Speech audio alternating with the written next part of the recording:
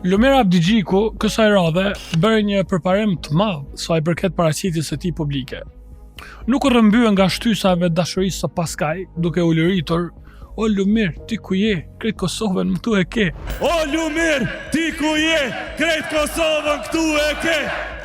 Përveç këtij hopi jo të vogël për kryetarin e LDK-s, i cili e nguliti flamurin shtetëror ndër shtëpisë tij për ta bindur veten se tashmë është bërë lider nacional, fjalimi i tij u karakterizua nga një retorik krejtësisht bajate, me shprehje të thata sikurse LDK sot, LDK dje, LDK për gjithmonë, e me një lexim krejtësisht qalë që bëron nga thellësitë e një përpjekje të shtirur për të bërë lider karizmatik me qykën e zorit, prej një kolumnisti nënmesatar në faqet e venitura të makinerisë propagandistike të kohës, dhe me një përmbajtje për të ardhur keq, krejtësisht të shkëputur nga realiteti politik. Ai shkoi aq larg sa para një sallë të mbushur me krejt anëtarësinë e Kosovës, përfundoi duke deklaruar: "Qytetarët e Kosovës pas çdo stuhie kthehen prapë LDK."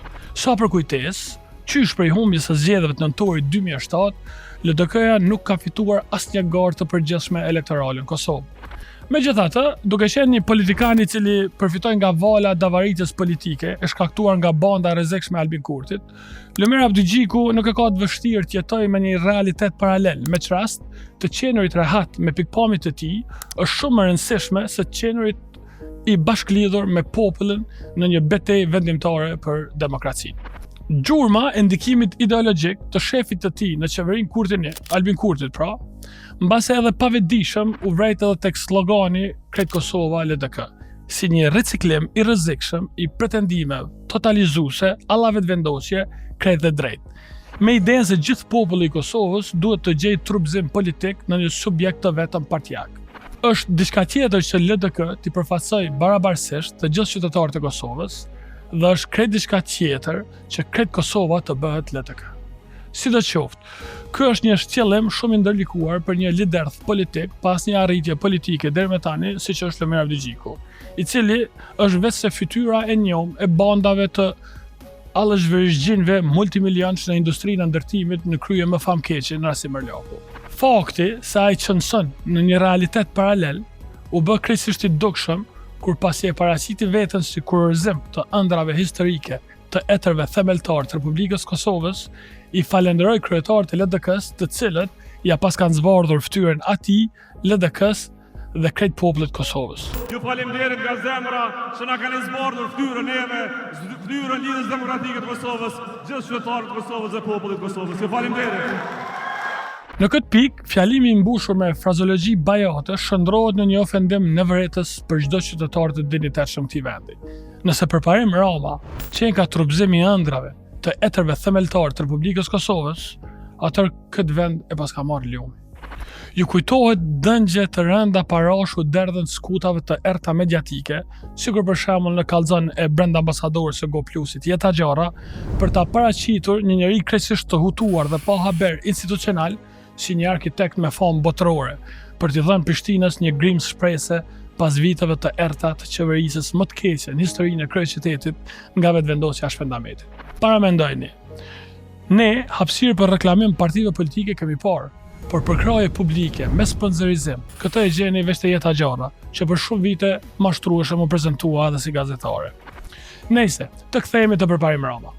Lista e premtimeve të tij megalomane sot është shndruar një dëm të pashlyeshme turpi, jo vetëm për personalitetin e tij publik, por edhe në trashëgiminë politike të LDK-s, përkatësi në cilën e mohonte si të ishte mëkat i dënueshëm religjioz vetë përparim Rama. Kështu që unë jam apolitik, do të thonë nuk Edhe tash nuk jeni antarësuar nuk jam interesuar në LDK, jam apolitik. Karakteristika kryesore e fjalës së tij në hapjet e fushatës zgjedhore ishte zëvendësimi i llogaridhënies së prekshme me një lojë fjalësh e premtimesh të shkapërderdhura për ta fshehur dështimin kolosal në menaxhimin e kryeqendrës. Në një akt të thjeshtë dhelpërie, përparim Rama ju shmang përgjegjësisë së drejtë për drejtë, duke paralajmëruar një platformë softverike e cila do t'i dëshmojë gjithë gamën e madhe të punëve që e futën Prishtinën në shtegun e një transformimi kolosal. Për një befasi softverike që po e përgatisim ka me i tregu të gjitha në detaj. E me këtë platformë inovative të ndërveprimit në kohë reale, ne po e vërtetojmë se jemi pioner edhe në teknologji.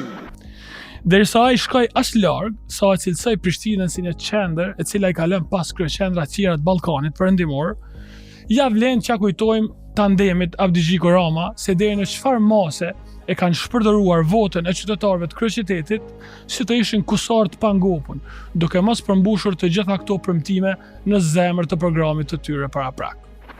Fillojmë.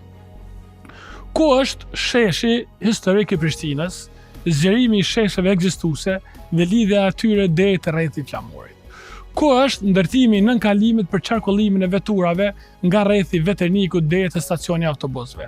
Ku është ndërtimi i unazës së mesme të Prishtinës nga rruga e Veternikut deri te qendra e panaireve? Ku janë vendparkimet, parkingjet nëntoksore, nënkalimet, mbikalimet?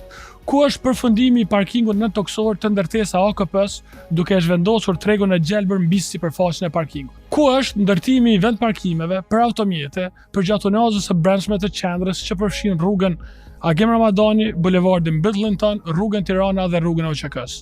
Ku është ndërtimi i parkingut nëntoksor te posta qendrore duke ruajtur hapësirat e gjelbërta?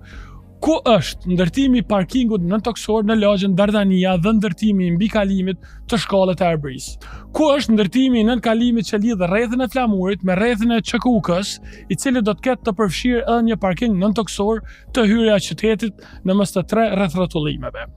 Ku është ndërtimi i nënkalimit për vetura në rrugën Agim Ramadani, i cili do të mundsojë lidhjen organike të zonës vjetër qytetit me qendrën? Ku janë punimet në rrjetin e ujësjellësit në pjesën më të madhe të fshatrave të Gollakut, me krijimin e një depoje qendrore në Mramor dhe Rimanishte? Ku është ndërtimi i 2 stacioneve të reja për zjarrfeksit? Ku është fillimi i punimeve për ndërmarrjen e riciklimit të mbeturinave të ngurta dhe organike? Ku është krijimi i tregut të ri për tregtarët dhe prodhuesit vendor? Ku është rregullimi i shtratit lumenve për të siguruar mbrojtjen nga ndoqja dhe përmbyqjet? Në këtë listë dështimesh nuk janë përfshirë edhe dhjetra premtime të tjera që u bën sa për të mbaruar punën e nevojshme të plaskicës së votave nëpër lagjet e Prishtinës. Kjo grup e këtë qeverisës në Prishtinë është faj ekskluziv i Lumer Avdigjikut e përparim Ramës, të cilët që nga dita e tyre e parë në krye të eksperimentit avanturesk me një parti historike si puna e LDK-s, e kanë braktisur fushën e politikbërjes së përgjithshme në këmbim të vetstolisjes së vazhdueshme në publik, marrëdhënie të ngushta me grupet interesit dhe lexime të kopaskoshme fjalimesh të parashkruara kinse për një farë ngjallje të së djathtas në Kosovë.